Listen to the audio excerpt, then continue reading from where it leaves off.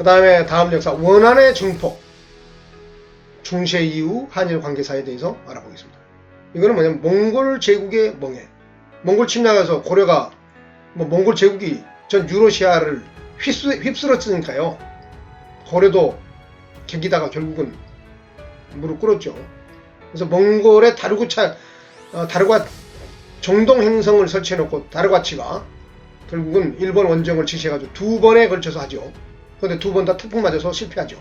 그런데 일본 열도의 상륙에서 실제 도륙을 냅니다. 일본 사람들 그걸 기억하고 있어요. 그런데 이제 태풍이 와서 배가 작살났기 때문에 결국은 철수했죠. 그래서 실패했지만 일본 사람들은 그 대륙으로부터 오는, 물론 부여 흉노 세력이 부여와 주르첸 훈누 세력이 과거로부터 내려온 그것도 사실 정복입니다.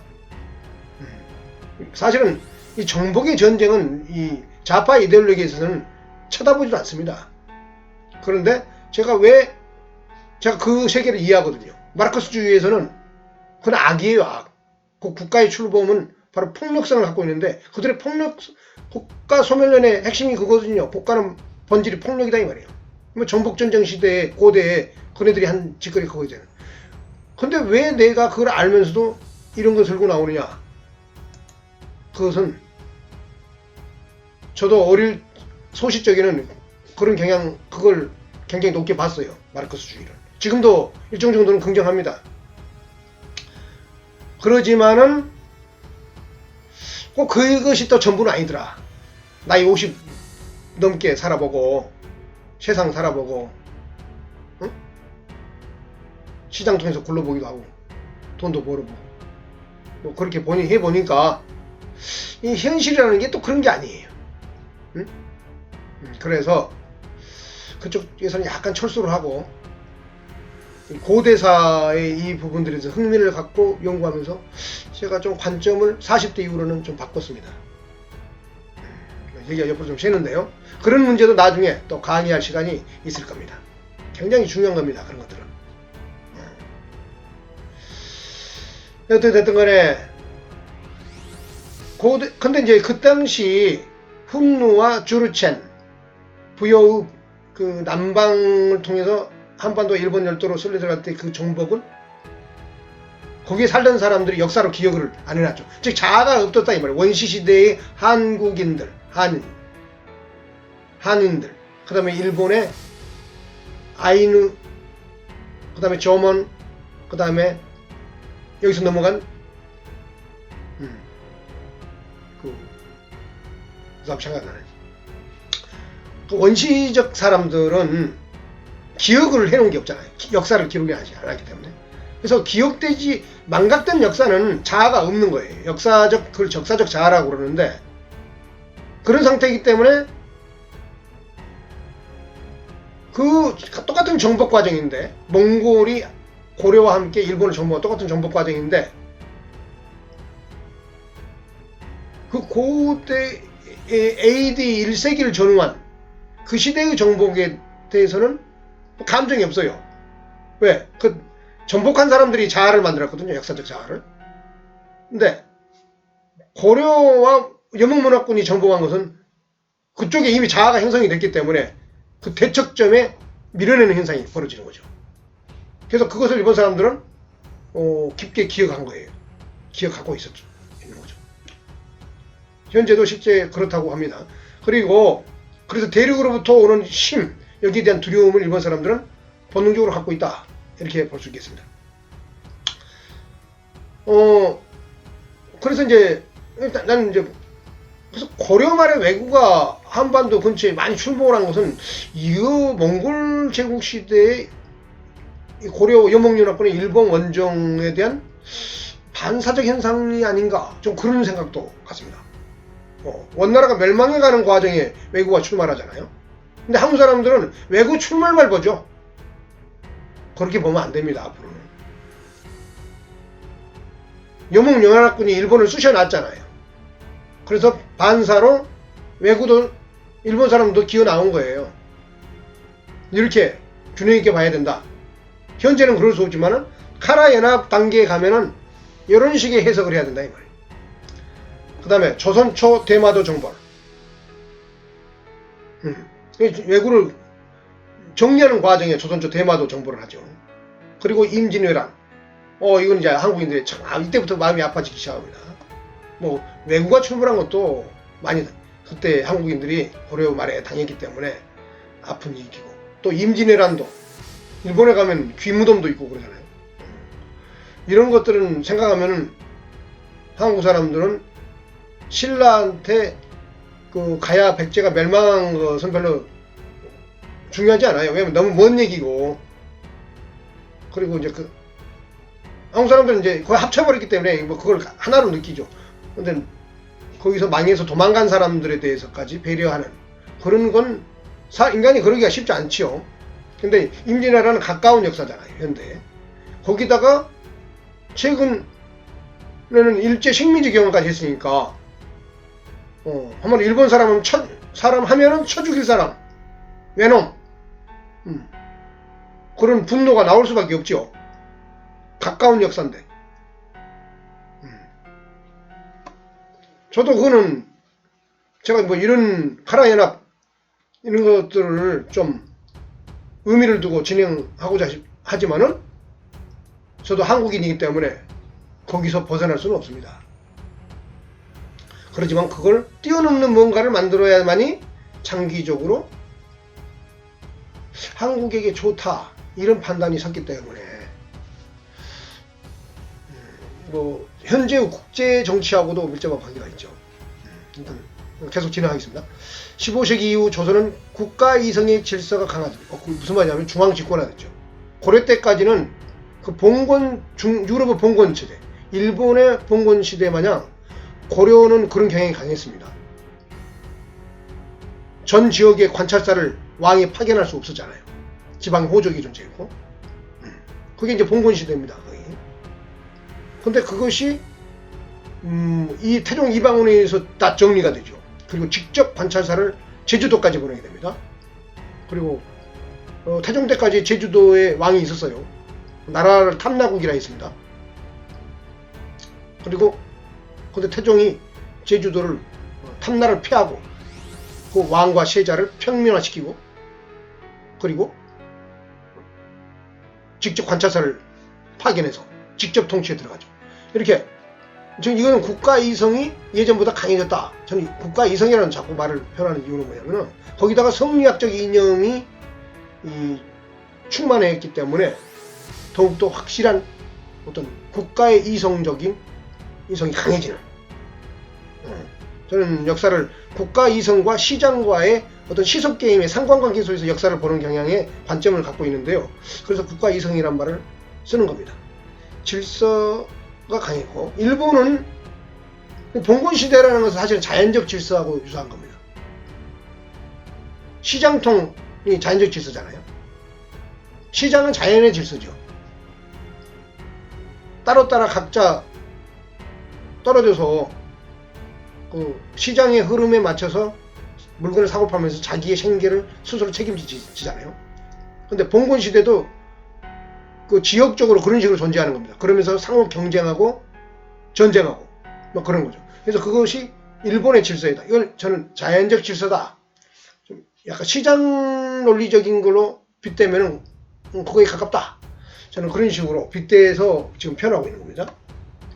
바로 이와 같은 차이가 어떤 시간이 한 500년 지나니까 한국과 일본 간의 어떤 체제의 차이죠. 중에 차이가 문화적 차이를 발생시켰습니다.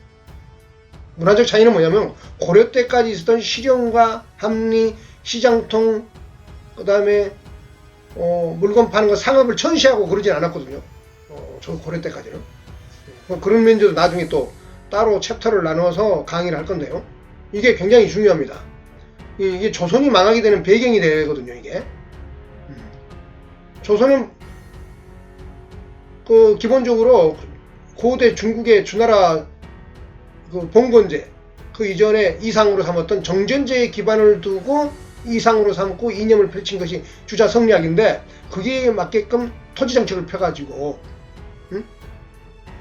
약간 오늘날의 이데올로기로 보면 약간 공산주의, 사회주의적 경향이 강한 이념적 호환성으로 보면은 유사한 그런 체제였던 겁니다. 조선은.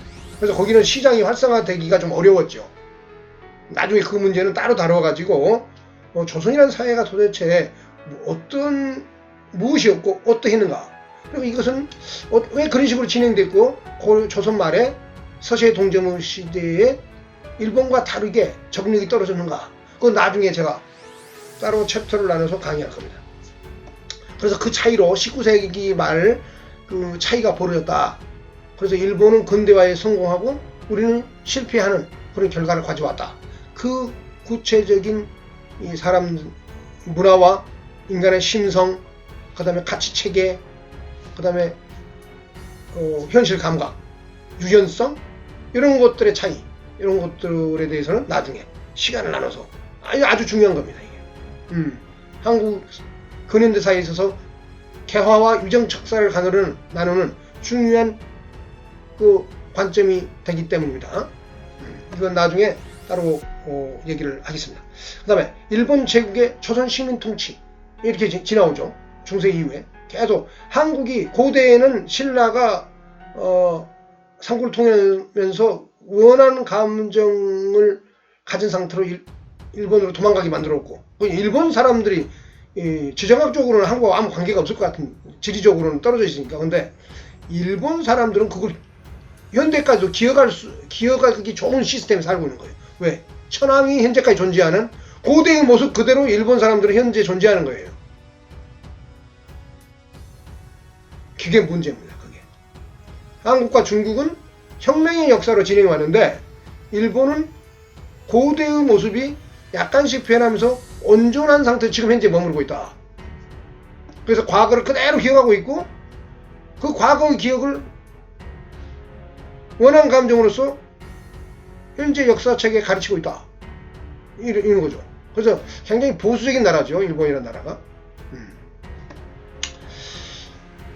하여튼 후대로 올수록 우리 한반도가 일본에게 밀리는 고대에는 그렇지 않았지만 그 이유는 왜 조선이 임진왜란 그 16세기, 17세기 지난 이후에 14세기까지는 대단했는데 왜 그랬는가? 그리고 일본에 왜 먹잇감이 될 수밖에 돼야만 했는가? 이 문제를 또 동시에 풀어야 합니다. 한국인들은 균형 있는 시야를 좀 가져야 돼요.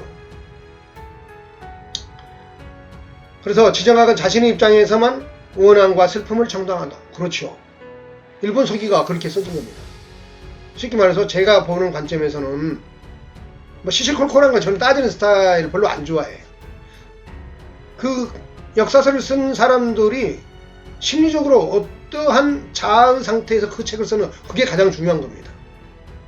그래서 그 사람들은 고구려, 백제, 가야의 역사를 전부 갖다가 일본이라는 지정학의 위치에서 세탁해갖고 합리화시켜서 썰을 풀어놓은 쉽게 말해서 시체말로 썰을 풀어놓은 거예요. 그리고 그것이 클라이막스의 임나 일본부라는 것을 확장적으로 적용해가지고 존재하는 겁니다. 그러니까 어떻게 되나요? 그 원한과 슬픔을 정당화하죠. 지정학은 자신의 입장에서 일본 열도의 입장에서 자신들 조상의 거쳐왔던 나라 한반도의 고구려 백제실 가야를 세탁해갖고 정당화해놨단 말이에요. 여기서 수많은 또 그것이 그런 상태에서 한일 관계가 이제 약 1500년 이상 앙숙이 되오다 보니까 지금 이 모양 이 꼴로 어떤 돌파구, 출구가 보이지 않는 그런 상태에 있는 겁니다. 자, 그럼 과제 그러면 어떻게 해야 하는가? 최근에 국회의원 선거가 있었죠. 여당이 180석의 과반수를 훌쩍 뛰는 거대 여당 정당이 됐는데 이렇게 국회의원 선거가 되면은 지금 조용하잖아요. 선거가 끝나니까. 선거 있기 전까지 있었던 얼마나 시끄러웠습니까? 이것이 선거를 통해서 쟁점과 이슈가 해소되는 거예요. 이런 현상. 이게 자유민주주의가 좋은 게 이런 거예요. 어떤 항상 역사는 시간이 흐르면서 과제와 어떤 적체와 문제가 발생하기 때문에 그에 대해서 문제를 제기하고 다투고 해결책을 제시하는 데서 차이점 갖고 논쟁을 하거든요. 근데 그것이 민주적으로 국민이 어떤 선택을 하게 되면은 샷다 마우스 할 말 없는 겁니다. 그것이 뭐 미래에 어떤 역사를 만들어낼 거는 그건 2차적인 문제고, 일단 명분을 선점하기 때문에 정치는 명분의 게임이잖아요. 그래서 이수가 해소되고 국내 정치 세력이 새롭게 재편성되고 지금 그러고 있죠. 야당은 패배했기 때문에 뭐 김정은 박사를 또 내세워서 뭘 한다고 그러는데, 다시 체제를 정비하는 거죠. 각 당은 새로운 명분으로 미래로 전진할 당 강령을 정비하게 됩니다. 그렇죠. 이 당 강령이라는 게 뭐냐? 이 당 강령이라는 게 한 국가로 보면은 그 역사 편찬과 같은 것이다 이 말이에요. 바로 그 당 강령이 국가의 역사에서는 쭉 예를 들면 환단국이 일본서기 임나일본부 만들어 놓은 거, 이런 것들이 다 그 당시의 지정학과 전쟁의 결과로서 이 환경이 재편되니까 그 당시에 맞게 그 당시의 정서적 심리 상태 그리고 미래의 과제에 대해서 역사로서 앞으로 미래의 길을 제시하는 거죠. 그래서 패망한 족속들의 원한을 임나일본부로 남겨놨다, 이렇게 볼 수 있는 것입니다. 환단국이는 뭐냐? 한무제에게 멸망한 훈누와 주르첸 네, 그 원한, 분노를, 응?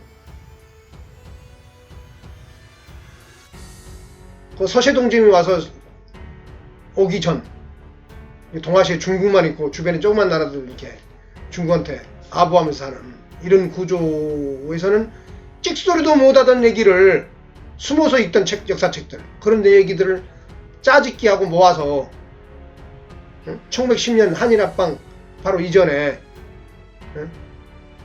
중국이 이제 무너지니까 그게 또 일본하고도 약간 뭐 맥이 다 있죠. 환단국이도.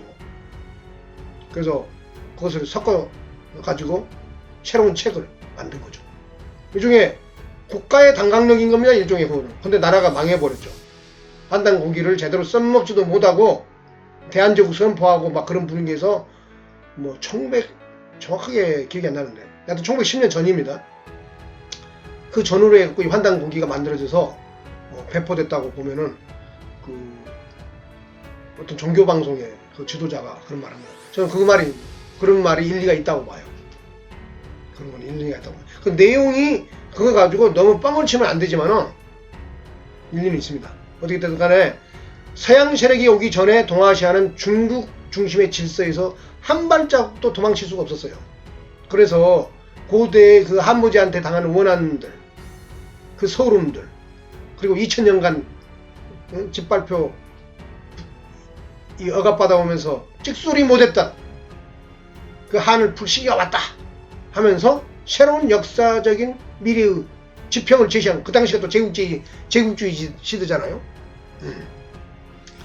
그렇기 때문에 이 환단고기도 그 당시 19세기 말 20세기 초에 국제 정세에서 변화 과정에서 만들어진 한국이라는 국가가 당으로 말하면 당강령 같은 것이다, 이런 거죠. 일본서기 임나일본부도 그다시 당나라에 의한 동아시아 패권이 정립되는 과정에 의해서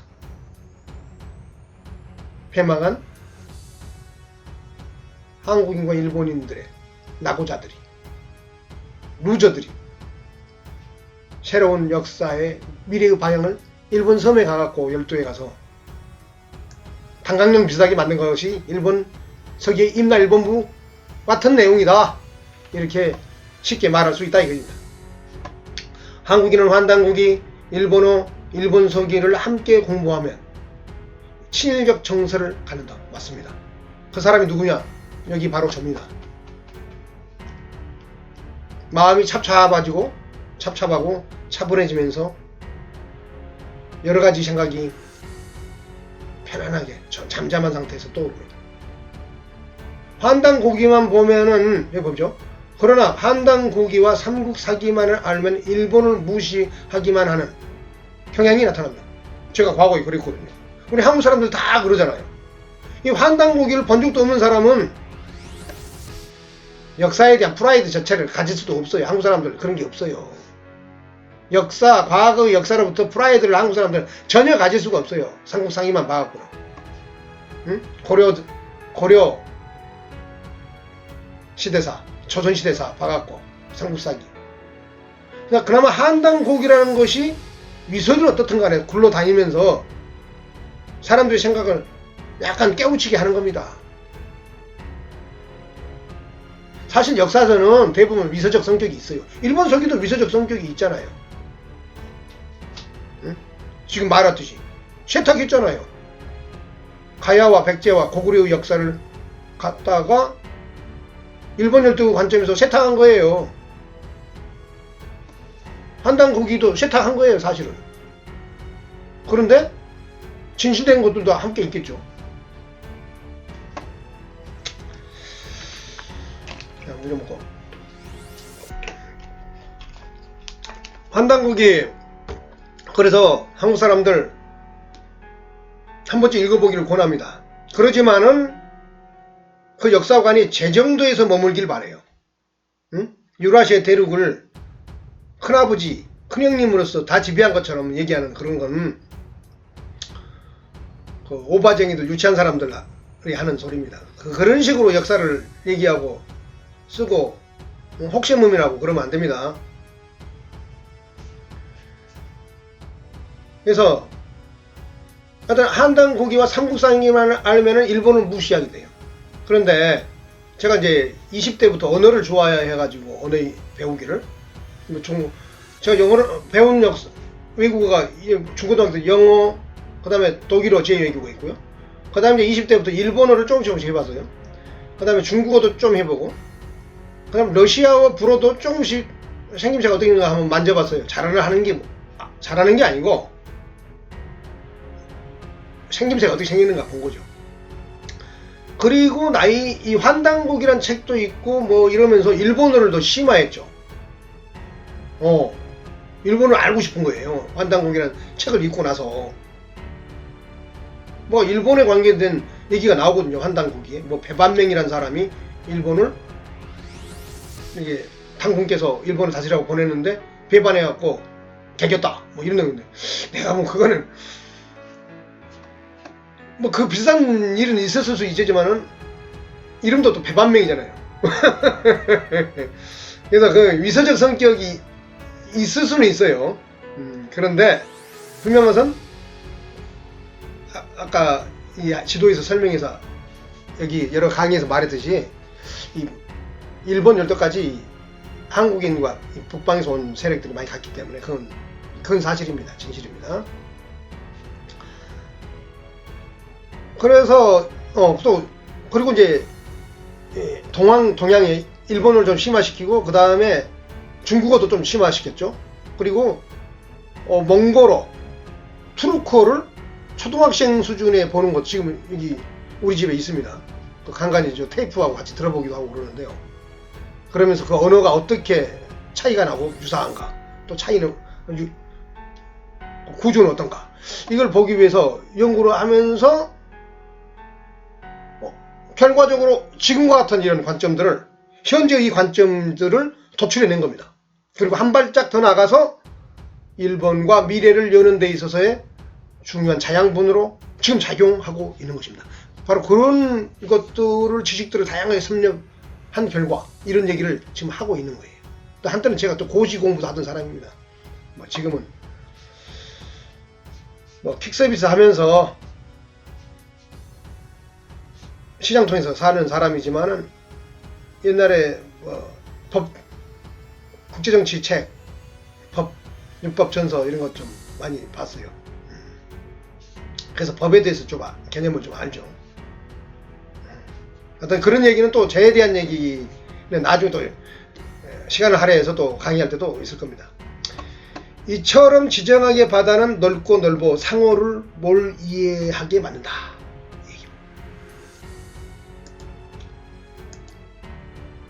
자꾸 시간이 길어지네.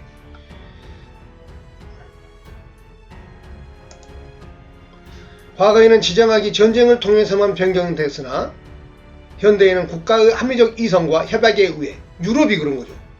뭐 유럽이 지금 잘 나가고 있는 건 아니지만은 문제가 많고, 뭐 유럽이 다시 붕괴되니 많이 뭐 그런 얘기도 나오지만은, 어떻게 됐든 간에 그 국제정치 이론에서, 정치학 이론에서 이상주의 모형인 것이죠.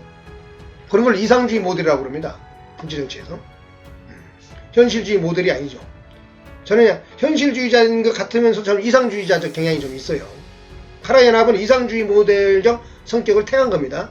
그러면서 현실주의적입니다. 현대에는 국가의 합리적 이성과 협약에 의해 그것이 가능하다. 유럽이 그 증명하고 있다. 그 본보기가 EU와 유로의 창출에, 유로는 통하죠. 유로. 카라 연합에서는 카라가 될 것입니다. 물론 복잡하고 그 성공이 불확실합니다. 사실 요즘 힘들죠. 유럽이. 예전에 유럽이 아닙니다.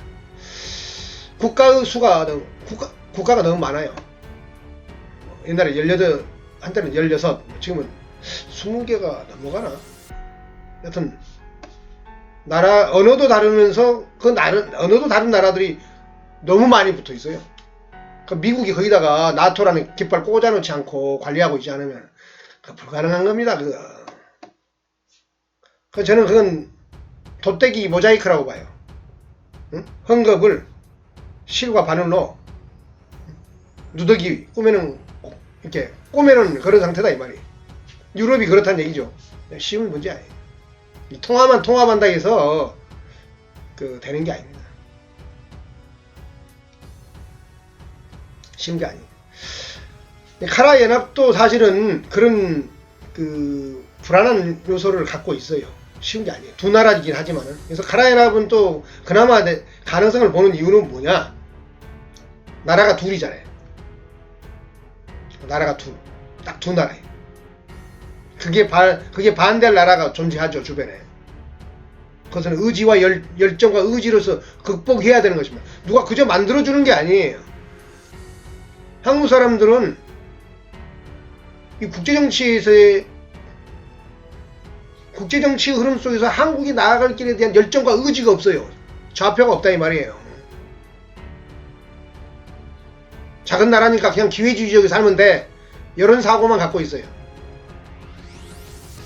그것과 정확하게 반대의 대척점에 있는 나라가 있죠.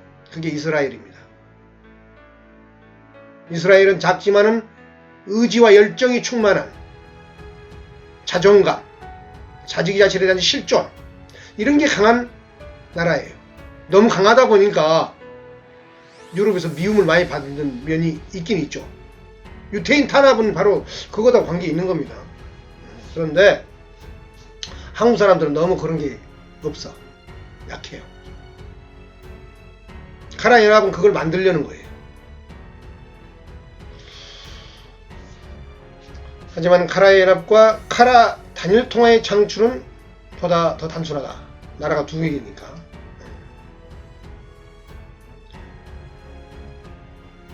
현대의 국제정치라는 이 환경이 주어지지 않았다면 제가 이런 꿈을, 이런 생각을 공개적으로 이렇게 유튜브로 하겠습니까? 저는 가능성을 본 거예요. 우리 한국인들 모두 좀 의지와 열정을 좀 갖추고, 위정자들도, 응? 외국에 미국, 유럽 유학 갔다 와서 배운 거 과시하면서, 체세하면서, 가볍게 살지 말고, 좀 내면적으로 진중한 뭔가를 좀 같이 가져야, 그럴 때가 아닌가. 그것이 실까마귀를 중심으로 한 아사달 씨름대, 그리고 카라 연합, 이것이 되어야 한다. 저는 그런 시야를 멀리 견지하고 있는 것입니다. 다시 말해서 문제는 한국인들이 지레 짐작, 먼저 회의감에 빠진다는 거예요. 주변에 이 얘기를 친구들, 아는 사람들 얘기해 보면은 제 주변에 다 배운 사람들이 많은데 명색이 뭐 CPA도 있고 검사도 있고 그런데 다 똑같습니다. 의리 없어요. 의리. 그럴 때는 참 심란합니다. 그러면 그 수단들에 대해서 말씀드리겠습니다. 이념은 앞으로도 많이 하고 얼마 전에도 방송에서 얘기했듯이 시까마귀. 시까마귀는 따로 또 방송을 또 한 번 할 겁니다. 이거 자주 강조해야 되는 분야입니다. 신명조, 일본 신메이조, 신명조. 일본의 오스무 다이카이의 천장에 붙어있는 일본 수무 정신의 상징이죠. 여기 신이 들어가잖아요. 카미 고대 한국말입니다. 감입니다. 감. 검단산 저기 파주에 가면 감악산이라고 있어요. 감 다 들어가죠. 감을 받침을 발견을 못했으니까 한 음절 뒤로 빼면은 카미가 되는 거예요. 고대 한국어예요. 다 카미도. 검단산 그 백제가 제천을 행사 하늘에 제사 지내던 샤만 검단산 그 올라가서 내려다보면은 천지가 한눈에 보이잖아요. 한강과 하남시 백제의 풍납토성까지 다 보여요. 풍납토성에 백제의 성까지 보였을 거예요. 아마 검단산. 그래 검 다리 뭐 이걸 실현하기 위해서 그 다리 브릿지 아사달 씨름 대회 오스무 다이카이 거기 대회를 다이카이라고 꼭 읽어주는 이유가 다 있습니다. 상대를 존중하기 위해서는 상대방이 쓰는 말을 그대로 써줘야 되는 겁니다. 다이카이 이런 거 왜 그렇게 읽는가에 대해서는 나중에 일본 사람들의 음운 발음 언어 생활 문자에 대해서 따로 시간을 내서 제가 방송을 할 겁니다. 역사관 유라시아 초원의 유목 스키타이의 향수 환단고기를 보면 그런 걸 우리가 얻을 수 있어요. 환단고기 무조건 위설하고 배척만 하지 말고 우리 한국 사람들 적극적으로 다 한 번쯤 읽어보기를 바랍니다. 일본석이나 환단고기나 제가 보는 관점에서는 다 같은 겁니다. 모든 역사서는 알고 보면 다 세탁된 거예요. 자기 입장에서. 중국의 역사도 마찬가지. 중국의 25사들 어디든. 그러면서 어떤 사람은 그런 얘기해요. 모든 역사는 사기다. 그럴 수도 있어요. 그렇지만은 읽어볼 가치가 있습니다. 한국인이라면 왜 처음부터 거부합니까? 저는 그 종교하고 아무 관계가 없어요. 그 환단고기 얘기 꺼내면은 사람들 고개부터 돌려요. 한국 사람들 대부분. 과학적 지성을 갖고 그걸 바라보면 됩니다. 지금 제가 바라보는 것은 과학적 지성으로 환단고기를 본 결과를 지금 갖고 말하는 거예요. 유라시아 초원의 유목 스키타이의 향수. 고대적 낭만주의라는 것은 사람은 인간을 즐겁게 합니다. 한국인들은 이 고대적 낭만주의를 좀 찾아서 떠나야 돼요. 삼국 사기 이후의 역사서 갖고는 고대적 낭만주의를 가질 수 없어요. 한국인들은. 환단고기를 갖고 그걸 찾아야 됩니다. 단 과학성, 합리성, 균형 잡힌 사고 이걸 가지고 환단고기를 바라봐야 된다. 거기다가 카라 역사에 대한 관용과 포용의 해석. 관용과 포용의 해석이라는 게 굉장히 중요합니다. 일본 입장에서 한반도를 이해해야 되고 한국을 이해해야 되고 한국도 일본의 입장을 또 이해해줘야 된다. 그게 관용이요? 포용이다. 그게 뭐냐? 여기 보이잖아요. 동글뱅이 쳐서 특별히 표시를 해야 됩니다. 시까마귀 정신이다. 응? 시까마귀 정신이다.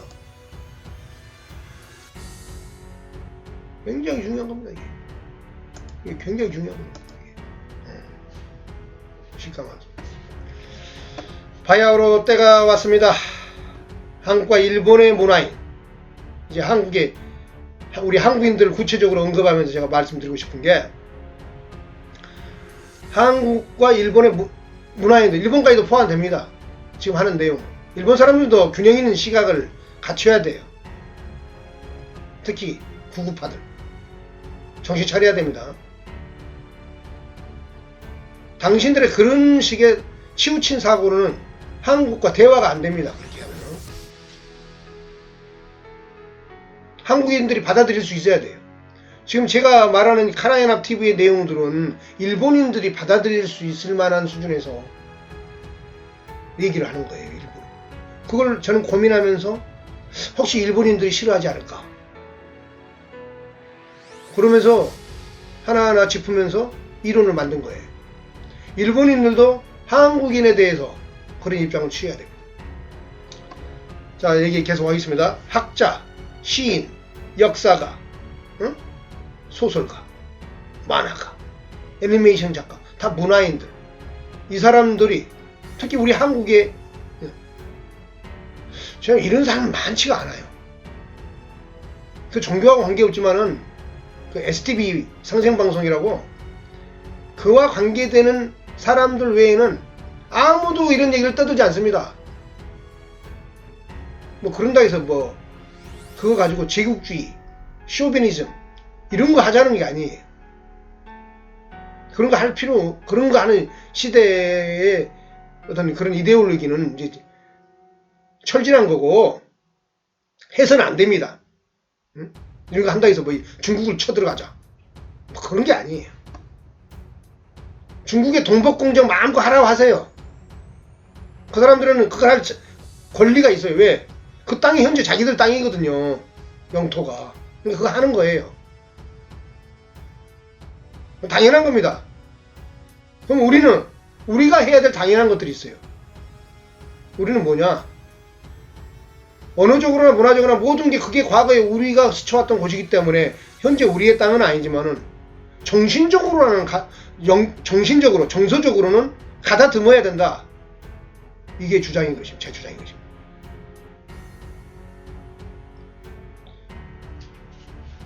그래서 환단고기 우리 한국 사람들 모두 읽어보시길 바랍니다. 단 오버하지 말라. 유치한 사관을 들이대지 말라. 합리적으로 비판 정신을 갖고 느끼자. 그거죠. 그 다음에 예술인들, 음악하고 그림들, 이런 사람들도 이런 부여 르네상스, 일종의 이 고구려 시름 대살림이라는 것은 부여 르네상스 이렇게 비슷한 겁니다. 우리가 잊혀지고 중국 무서워서 뒤에 짱 박아놓고 있고, 그 발각되면 왕이 찾아내서 불태우고 처단해 죽이고, 조선시대 그랬습니다. 그런 우울한 과거로부터 이제 벗어나기 위해서는 이런 사람들이 적극 활동해야 됩니다. 이런 활동하다 보면 하라고 그러면 미친 사람이라고 취급하는 그런 사람들이 많아요. 한국 사람들은. 그러면 저 사람 미친놈. 저도 미친놈 축에 들어가죠. 그렇게 하면. 그건 아니다. 동북 공정을 방어하고 싶으면은 내적으로 이런 것을 연마해야 됩니다. 이런 거 찾아서 진정한 근대 국가의 국민으로서, 시민으로서 만들기 위해서는 이걸 가져야 돼. 이 자아를. 정치인, 경제인들 모두 이 심장 터지는 박동소리에서 돈 냄새를 맡기를 바랍니다. 이거 카라연합 형성되고 이런 것들이 활성화되고 그러면 엄청난 부가가치가 창출될 산업이 만들어질 겁니다. 저는 그렇게 봐요. 우리가 자본주의 경제가 좀 한번 폭삭 망해가지고 불황에 접어들면 반복되면서 하는 게 있잖아요. FTA. 이게 뭐냐면은 경제 영토 확장이라는, 즉 교육 조건을 턱을 낮춤으로 인해 가지고 양진영이 이 재화와 물질 서비스 모든 것들이 돈까지 그 흐름을 빠르게 할 수 있어 가지고 부가가치를 창출할 수 있는 환경을 더 넓게 열기 위해서 그런 걸 하는 겁니다. 일본과 한국이 이렇게 되면은 그런 것들이 부지기수로 열리게 될 것이라고 저는 확신합니다. 제가 경제도 좀 전문가 정도는 아니지만은 좀 아는 편입니다. 제가 다 주식 투자도 한 20년 해봤고요. 나중에 주식 투자에 대한 강의도 좀 할 겁니다. 왜냐면 저는 약간 카라야나 TV는 그 카라야 영원하라요라는 그 시의 첫머리에 나오듯이 그 첫머리가 그거죠. 천원의 영혼이 깨어나네. 그 전에 원시와 야만의 말발굽 소리 들려오네. 천원의 영혼이 깨어나네. 그게 뭘 말하는 진취적 기상을 말하는 노래하는 겁니다. 영어를 쓰자면 엔터프로너십, 기업가 정신. 그 고대의 기업가 정신은 나라를 하나씩 만드는 거였어요. 그러니까 그 당시에 모험가들은 나라를 만들었죠. 부족국가 시대. 그러면 현대는 뭐냐? 오늘의 기업가 정신은 말 그대로 기업을 만드는 거예요. 엔터프로너십. 그리고 그 사람들이 만드는 기업들 속에 모든 국민이 참여하기 위해서는 주식을 사랑해야 된다. 응? 금융 전문인이 대부분 돼야 된다. 그래서 가장 블랙스완이 찾아올 정도 위기의 경제적 위기의 상황에서도 그걸 지탱하고 버텨낼 수 있는 투자 시나리오를 전 국민이 한국인, 일본 다 일본인 포함 일본 사람들은 주식을 아직도 배관시 하잖아요. 그 존니 그 메르치 자산운용 대표는 그렇게 말씀하시더라고요. 일본 경제가 저 모양 조건이 된 건 일본 사람들이 그 돈 벌면은 부동산하고 채권이나 사가지고 기업가 정신에 기업에 돈이 몰리는 그런 구조를 만들지 못했다. 그래서 저렇게 허덕이고 있다. 한국인들은 그런 방향으로 가서는 안 된다고 저는 봅니다. 저는 존니 대표의 그 말에 100% 찬성하는 입장입니다. 저도 20대에는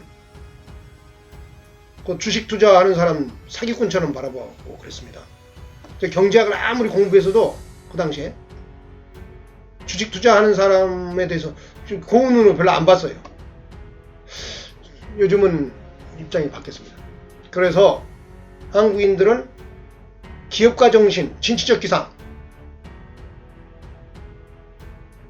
중시하는 그런 경제 마인드, 문화의식을 장려해야 된다. 그래서 저는 엄밀히 말하면 마르크시즘하고 대척점이 있는 겁니다. 그래서 고대의 정복전쟁 시대에 벌어졌던 이런 신화적인 얘기들, 이런 것들에 대해서도 그 당시의 진취적 기상이요, 인터프로너십이요, 기백이었기 때문에 그게 없으면 기업을 일구든 국가를 일구든 아무것도 할 수 없잖아요. 한국인들은 그쪽을 적극적으로 문화적으로 배양을 해야 된다. 응? 혁신, 이노베이션 이런 거. 동학혁명 뭐 그런 것도 중요하고 식민지 경험 속에서 갖겠던 서름, 한, 억울함 이런 것도 중요하고 약자를 배려하는 것도 중요하지만은 갈수록 한국 사회가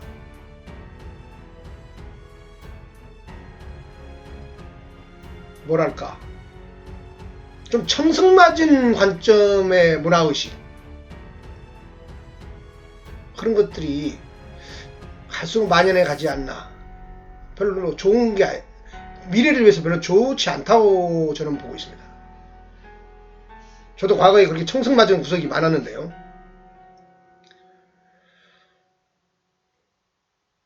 제가 나이 50줄에 넘어서고 이러면서 살다 보니까 그렇지 않더라고요. 이 슬프고 우울한 음악을 듣는 사람들은 인생이 그렇게 우울하고 슬프게 흘러갑니다. 역사도 문화를 그런 쪽으로 자꾸 만들어내면은 억울한 문화, 과거에 당한 거, 슬픈 거, 한 맺힌 거 이런 것들을 갖고 자꾸 이데올로기화하고 정치 이슈화하고 그렇게 해서 사회를 항상 그쪽에서 어떤 한의 정의, justice, 그래서 뭔가를 끌고 나가고 자꾸 그러면은 뭔가 의미는 있어 보이죠.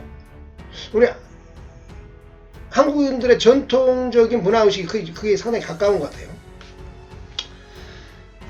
그런데 한 개인이 슬프고 우울한 음악을 자꾸 들으면 인생이 우울해지는 것처럼 역사도 그런 식으로 흘러갈 공산이 매우 큽니다. 그 단순한 원리 아닙니까? 우리 정치하고 학자 공부하고 세상의 오피니언 리더라고 하는 사람들이 그 단순한 인간 심성의 원리를 빨리 좀 깨달았으면 싶어요.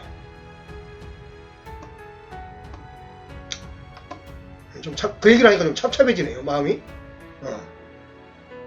요즘 자꾸 그런 거 눈에 많이 보이거든요.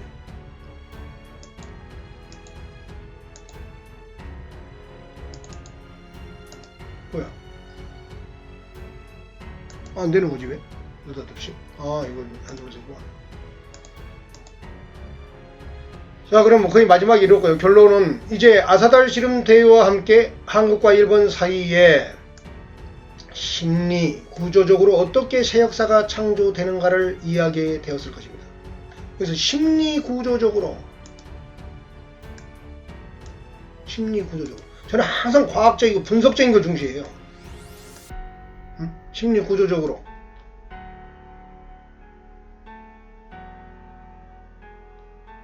마음을 읽어야 된다 이거죠. 저는 약간 이제 뭐 종교를 특별히 갖고 있는 사람은 없습니다. 저는 갖고 있는 건 없어요.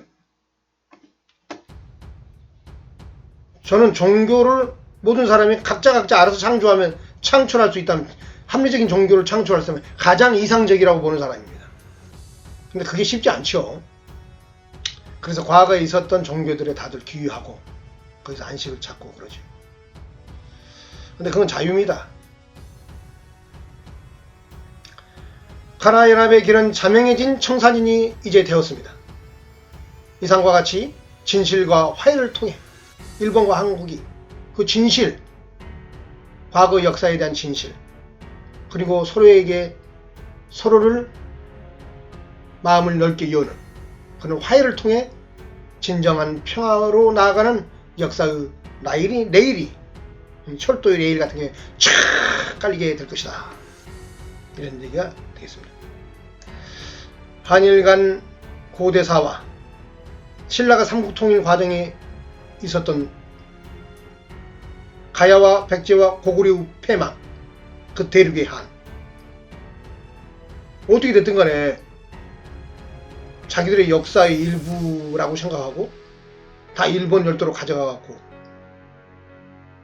일본은 그걸 원한 감정으로서 곱씹고 있다. 이게 바로 그 고대사의 일본의 한이죠.